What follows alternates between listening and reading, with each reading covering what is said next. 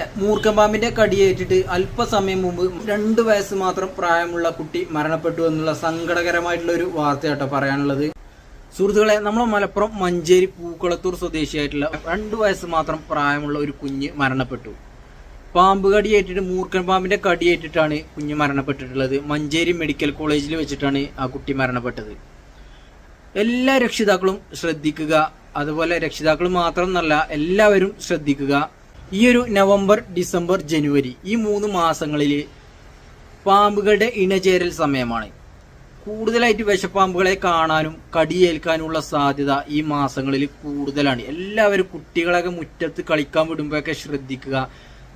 നമുക്ക് കാഴ്ചയുള്ള നമ്മളെ ശ്രദ്ധയിൽ പെടുന്ന സ്ഥലങ്ങളിൽ മാത്രം കുട്ടികളെ കളിക്കാൻ പറഞ്ഞേക്കുക. ചെറിയ കുട്ടികളാണ്. ഇപ്പോൾ ആ കുട്ടി 2 വയസ്സ് മാത്രം പ്രായമുള്ള ആ കുട്ടിക്ക് എന്താണ് പാമ്പ് എന്ന് പോലും അറിയുന്നുണ്ടാവില്ല. അതുപോലെ വീടിന്റെ പരിസരം വൃത്തിയായിട്ട് സൂക്ഷിക്കുക. വീടിന്റെ സമീപത്തൊക്കെ ആയിട്ട് നമ്മൾ ഫുഡ് വേസ്റ്റുകളൊക്കെ ഇടുന്നുണ്ടെങ്കിൽ അവിടെ പാമ്പുകൾ വരാൻ സാധ്യത ഉണ്ട്. പാമ്പുകൾ വരുന്നത് പെരിച്ചായി, അതുപോലെ എലി, അങ്ങനെയുള്ള സാധനങ്ങളൊക്കെ ഫുഡ് വേസ്റ്റ് കഴിക്കാൻ വരും. അതിന്റെ പുറകെ പാമ്പും വരും. അതുപോലെ വീടിനോട് ചേർന്നിട്ട് വീടിന് ടച്ച് ചെയ്തുകൊണ്ട് നിൽക്കുന്ന മരച്ചില്ലകളൊക്കെ ഉണ്ടെങ്കിൽ വെട്ടി മാറ്റുക. വീടിന്റെ കിച്ചണിന്റെ ഭാഗത്തൊക്കെ എല്ലാ വീടുകളിലും നമ്മൾ റെസ്ക്യൂ ചെയ്യാനായിട്ട് പോകുമ്പോൾ, വീടിനുള്ളിലൊക്കെ റെസ്ക്യൂ ചെയ്യാനായിട്ട് പോകുമ്പോൾ കൂടുതൽ സാധ്യത കാണുന്നത് കിച്ചണിലൊക്കെ കൊടുത്തിട്ടുള്ള ഗ്രിൽ ടൈപ്പിലുള്ള ഡോറിന്റെ അടിയിലൊക്കെ 1 ഇഞ്ച്, 3/4 ഇഞ്ച്, 1 ഇഞ്ചൊക്കെ ഗ്യാപ്പ് ഉള്ളതായിട്ട് ശ്രദ്ധയിൽപ്പെട്ടിട്ടുണ്ട്. അങ്ങനെയുള്ളവരൊക്കെ ആ ഗ്യാപ്പൊക്കെ കൃത്യമായിട്ട് അടച്ചു വെക്കുക. അതിലൂടെ രാത്രി സമയങ്ങളിലും പകലൊക്കെ പാമ്പുകൾ കയറുന്നത് നമ്മൾ കാണൂല.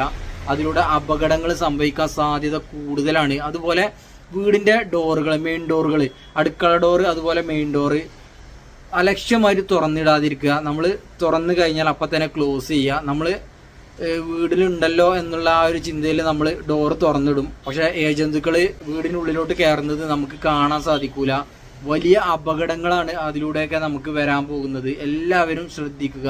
നിങ്ങളുടെ വീടിന് സമീപത്തോ അതല്ലെങ്കിൽ അപകടകരമായിട്ട് എവിടെയാണെങ്കിലും പാമ്പുകളെയൊക്കെ കാണുന്നുണ്ടെങ്കിൽ വനംവകുപ്പിന്റെ സർപ്പ സ്നേക് റെസ്ക്യൂ ടീമിനെ തന്നെ ബന്ധപ്പെടുക.